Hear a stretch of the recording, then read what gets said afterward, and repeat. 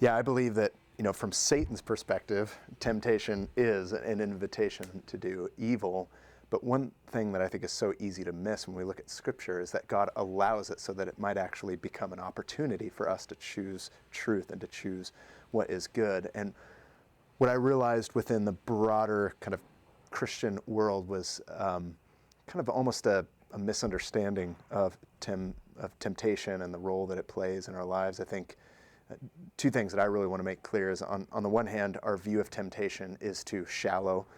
We tend to condense temptation to kind of the big 5 or 6 sins, extramarital affairs, pornography, drug addiction, whatnot, and those are indeed sins. But aren't there all kinds of other sins that the Bible talks about? Covetousness, general idolatry, sins of the heart, different attitudes and whatnot. And I realized that if we minimize our view of temptation, if it's too shallow, then we're just giving into all other kinds of temptations. Even when we're doing good things and doing ministry, where inwardly we can give into all these kinds of wrong and sinful motives. And so we become entrapped by them and we don't even realize it.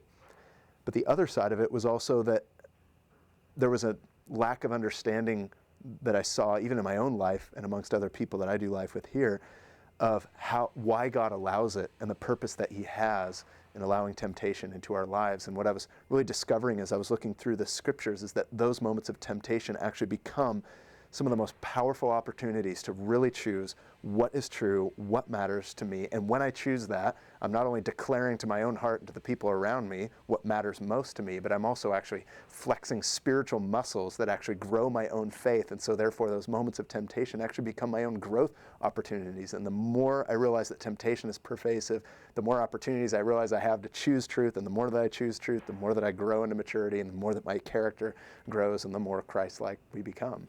And so that's really been the heart behind the whole project.